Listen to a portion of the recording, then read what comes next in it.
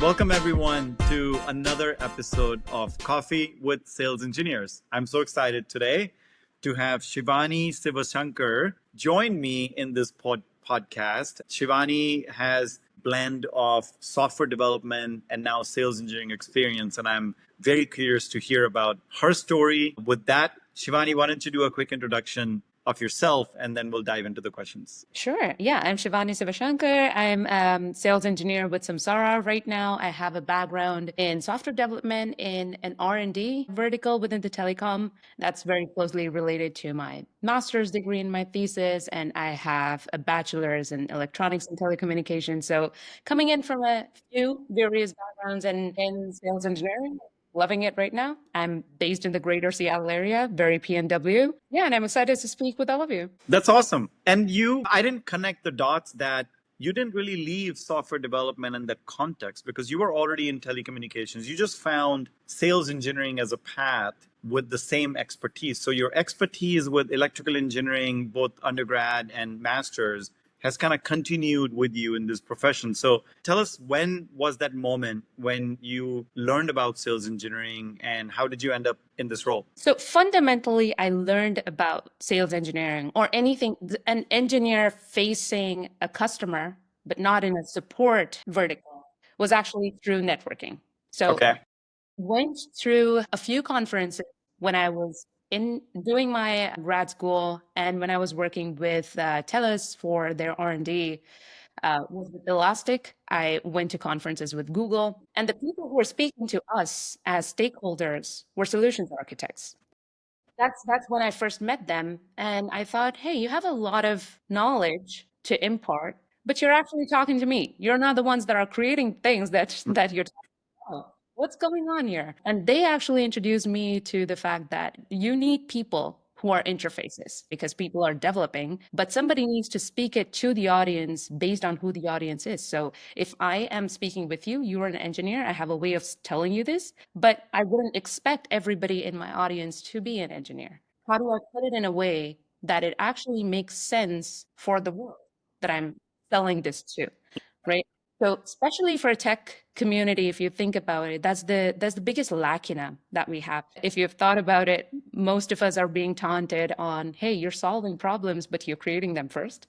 That's what this moves away from. You're actually solving the problem and making people feel that they're being heard. It's their problems that you're solving. That's why I consider this an important role. Spoke with more people on their experiences of moving from any other vertical to sales engineering. It's something I wanted to explore, and I'm glad I did. So you saw them, and I love the definition you just described, Shivani. I've never heard people explain sales engineering as the interface, and I love that concept. The way you're describing it, it is a level of translation that we're doing, and we wouldn't be able to do that translation if we didn't have the ability or skills to understand the product or the engineering and all of that. And that's why sales can't be sales engineering. How did you then go about in getting a position as a sales engineer? I think that's where what you initially mentioned makes a lot of sense. I wanted my strengths to shine. I still wanted to use my background coming in from,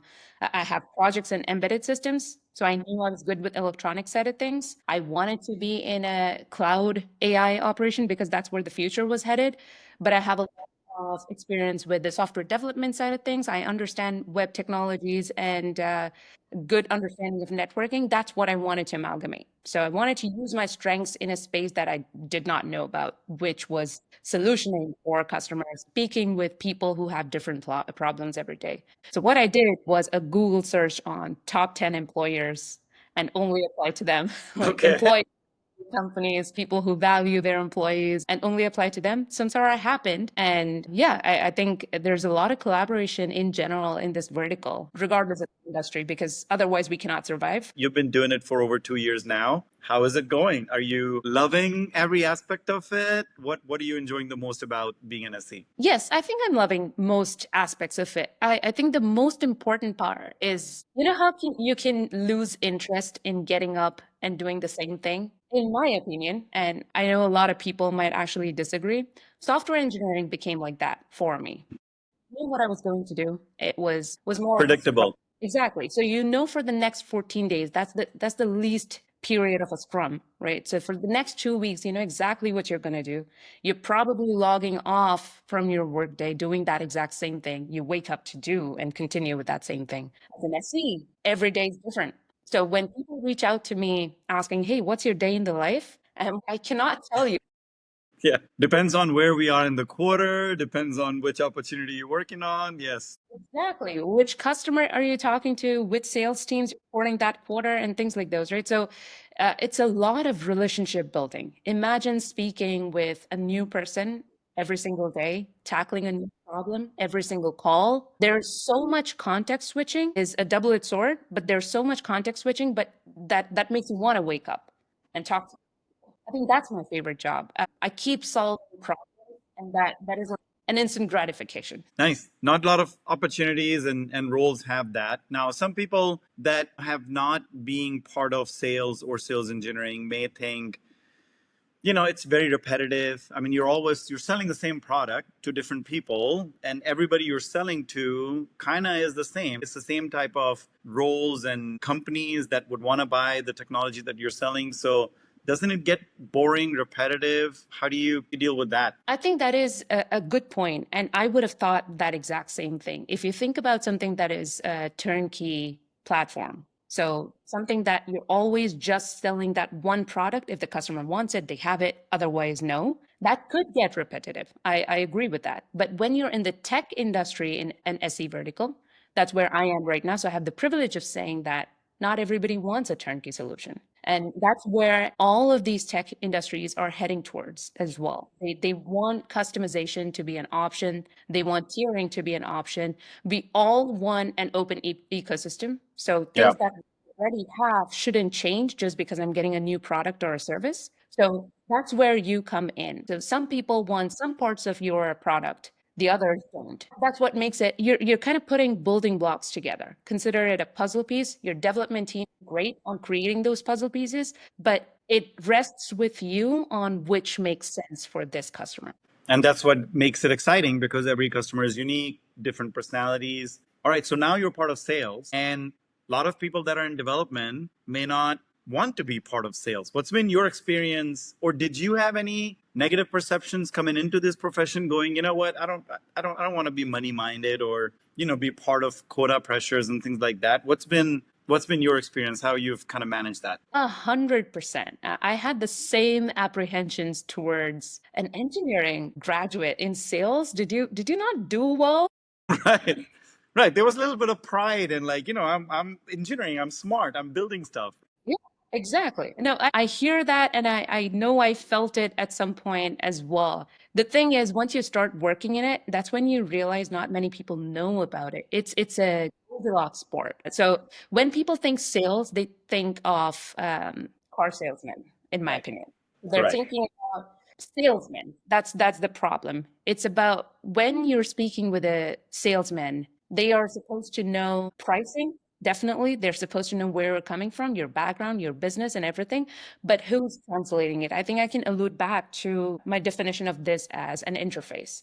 So when I was a developer, if the customer spoke with me directly and said, hey, this is what I want, I'm going to hate them because I know what I'm building. I have reasons behind what I'm building. What I would want is an interface that all of these things together that actually makes a verification from their end. Is this really required? How else can I solve this problem? Somebody do all of that and just tell me what I have to build in a concrete way. And that's what I'm doing right now. So to my past self, I'm actually making a contribution in their life. So when I interface, it's both ways. We want to be a product advocate for the customer and a customer advocate to the product. And that's where this lies in, and nobody knows about it. So all of the apprehension actually goes away when you know there's lack of knowledge And that's why from we're the doing this podcast, Shivani, so more people get to know about it. But interestingly, I don't know if you've experienced this.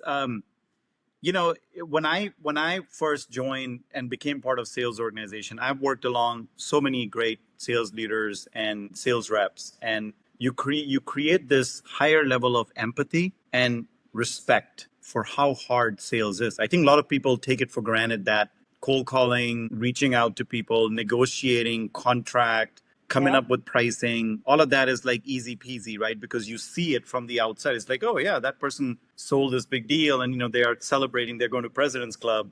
But the amount of hustle, the amount of grit, the amount of hard work, the amount of relationship building that goes behind it, Yeah.